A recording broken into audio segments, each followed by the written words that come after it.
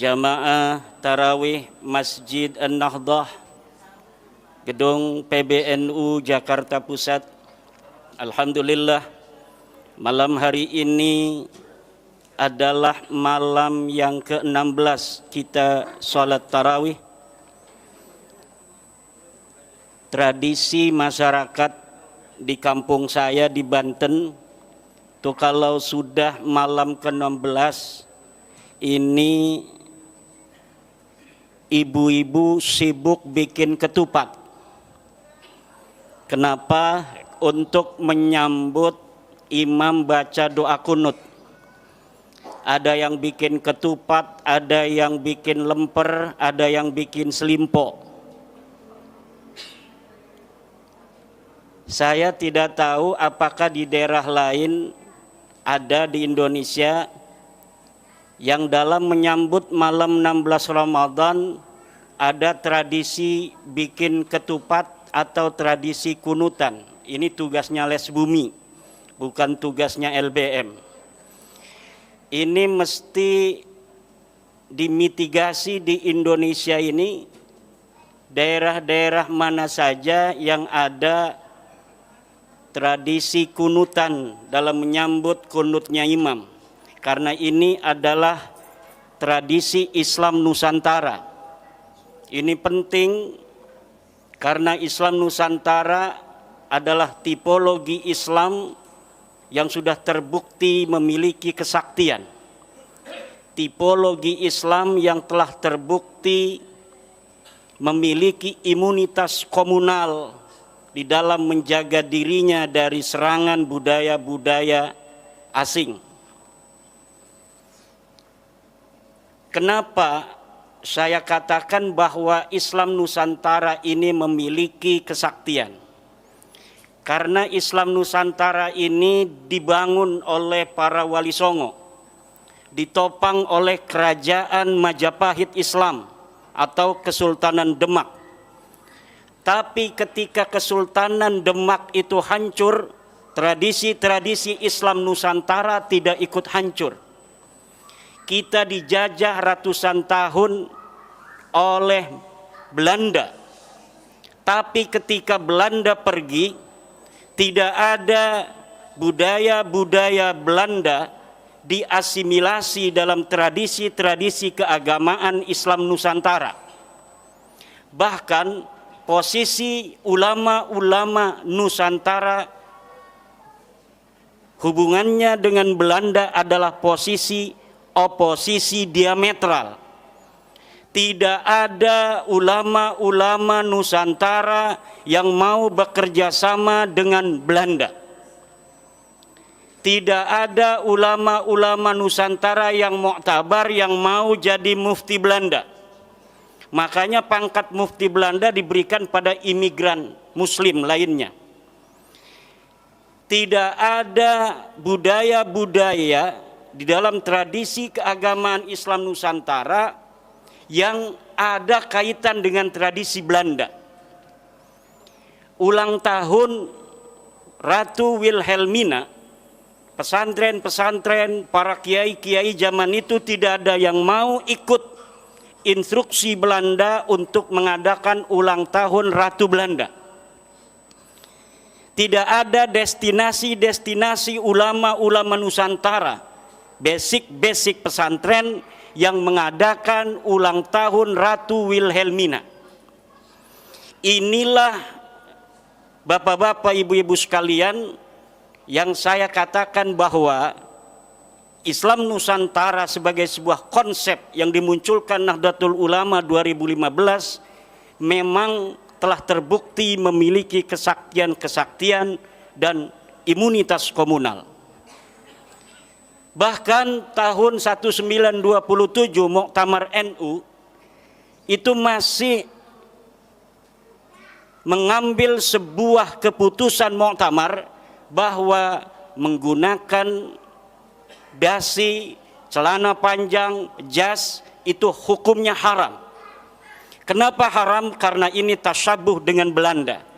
Ini adalah upaya perlawanan dari kalangan Nahdliyin ketika itu kepada hegemoni penjajahan Belanda. Tahun 40-an Kiai Wahid Hasyim mendobrak keputusan itu. Beliau menggunakan jas, menggunakan dasi, menggunakan celana panjang. Ansor-ansor kita pada ikut Kiai Wahid Hasyim.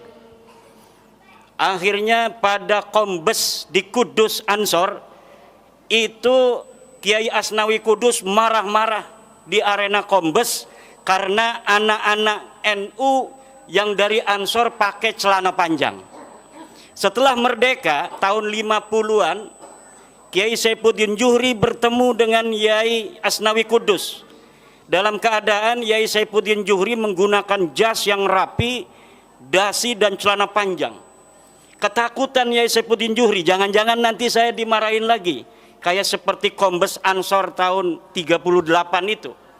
Ternyata kata Kiai Asnawi Kudus, dulu saya haramkan menggunakan dasi, jas dan celana panjang karena tasabuh bil kufar, tasabuh dengan Belanda. Kalau sekarang menggunakan celana panjang itu bukan tasabuh dengan Belanda, tapi tasabuh dengan Kiai Wahid Hasyim dan Insinyur Soekarno. Akhirnya dihalalkan itu au kama qala Syekh Asnawi Kudus.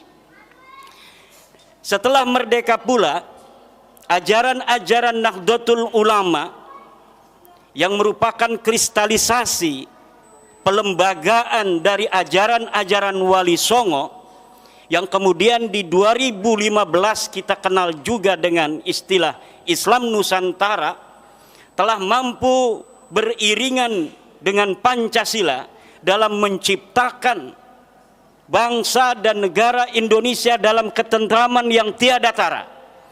Memang ada beberapa masalah di sana, tetapi relatif semua itu bisa untuk ditangani oleh kebangsaan kita yang mayoritas muslimnya adalah Muslim Nahdlatul Ulama, Muslim Islam Nusantara, Muslim daripada ajaran-ajaran Wali Songo. Maka ketika kita hari ini ingin ikut serta dalam rangka menjaga ketertiban dunia, sudah saatnya Nahdlatul Ulama membawa konsep Islam Nusantara ini bukan hanya ke level nasional, tapi juga go internasional.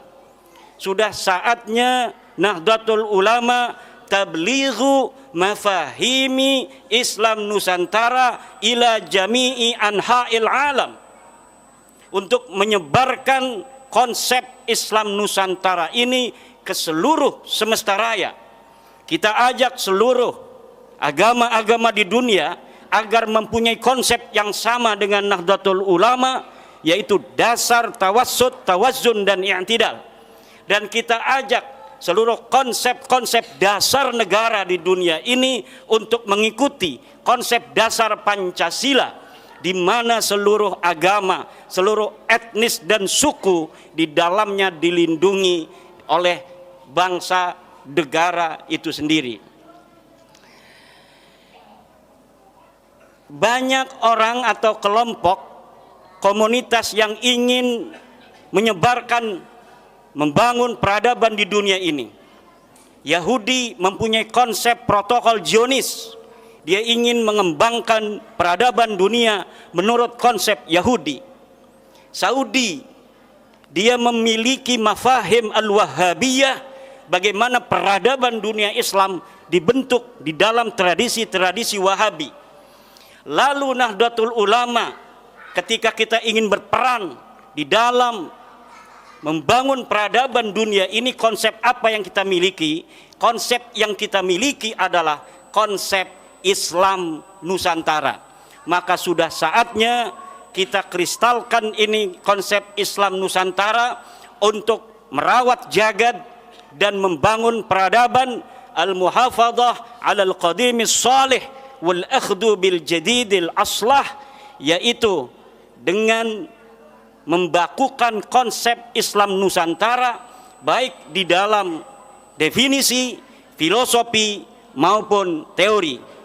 Kita berdoa mudah-mudahan Nahdlatul Ulama semakin memberikan manfaat di dalam peradaban dunia ini dalam menciptakan keharmonisan dan perdamaian di tengah-tengah dunia.